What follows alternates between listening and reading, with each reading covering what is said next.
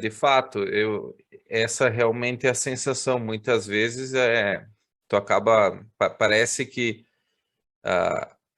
pega emprestado uma epistemologia, mas de fato não entende muito bem o que isso significa, qual é o impacto da adoção de uma determinada epistemologia, uma determinada teoria do conhecimento para os outros ramos, né? Seja para ética, seja para política e especialmente para economia, quando a gente fala de escola austríaca. Ah, um dos seus livros, o primeiro dos seus livros, ele fala justamente da história da moeda. E você dividiu esse livro justamente na, nas quatro ramificações que são aplicáveis a essa reflexão, que são a metafísica, a epistemologia, a ética e a política. Você poderia falar um pouco sobre essa divisão? Como você pensou o livro? É, bom, isso indiretamente foi mais uma das influências da Ayn Rand, né? Mas a, a ideia é a seguinte: o livro é mais um livro sobre teoria monetária do que sobre história monetária. Então, é claro, não tem como tu explicar a importância da teoria, a relevância da teoria, sem aplicar ela ao que existe. E o que existe é o que já passou, quer dizer, o que já existe é a história. Pode ser uma estatística, pode ser uma estatística da oferta de dinheiro do mês passado. Isso é história, né? Porque já passou. Então, eu me dei conta que o livro, eu me dei conta que existia uma oportunidade, Mateus, de tratar de questões monetárias que fosse útil para economistas que quisessem pensar um pouco fora da caixinha, né? Que quisessem pensar, integrar pensamento econômico com uma perspectiva mais ampla de entendimento da realidade física e da realidade social, né? E para isso a filosofia seria um bom caminho.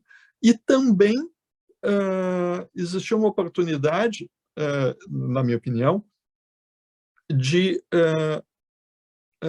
oferecer um tratamento da moeda que pudesse ser usado por acadêmicos de outras ciências que não economia, e que, portanto, sem esse treinamento de pensamento econômico, né?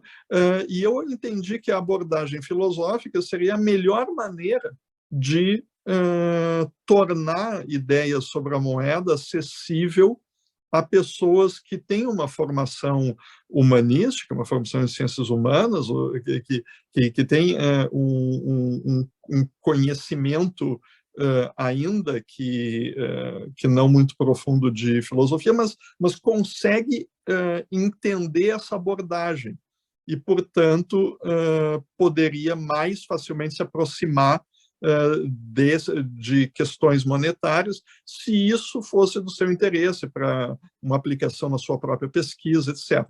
Então, a ideia de discutir, que eu chamei de metafísica, mas digamos, a ideia de discutir a natureza, a ontologia do dinheiro, é a ideia de tentar entender qual é a natureza do dinheiro.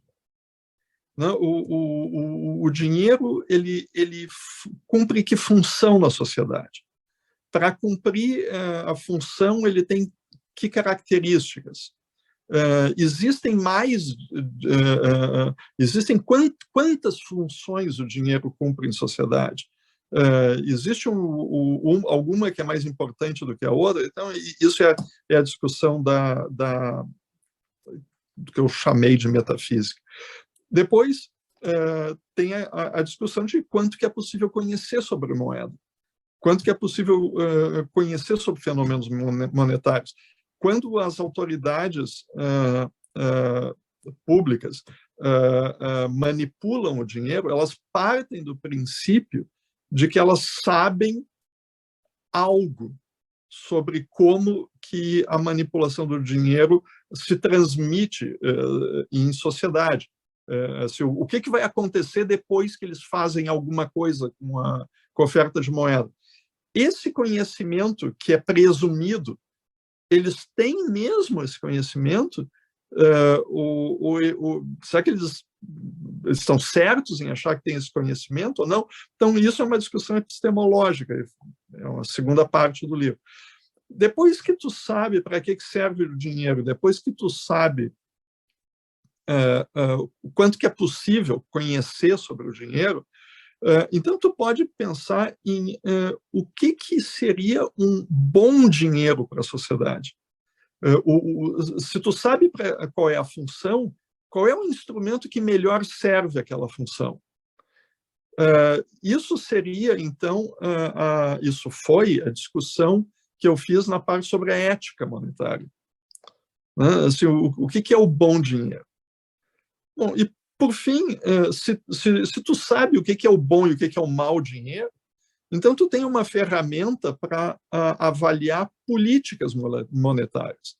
Então, uma política que mira, digamos, os agregados monetários, que mira a quantidade de dinheiro, que pretende influir nos fenômenos monetários, regulando a quantidade de dinheiro.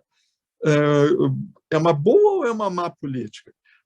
Uma outra que tenta restringir o dinheiro a uma mercadoria, diz assim, não, só o ouro é dinheiro. Isso é uma boa ou uma má política? Se tu sabe o que é o bom e o mal em termos de política, em termos de moeda, tu vai poder fazer um juízo de valor sobre o que é bom ou mal em termos de política monetária. E isso é a discussão que eu fiz na parte de política, que é mais assim uma aplicação, são exemplos de como usar esse método para avaliar diferentes casos, né, os causos, os diferentes casos em que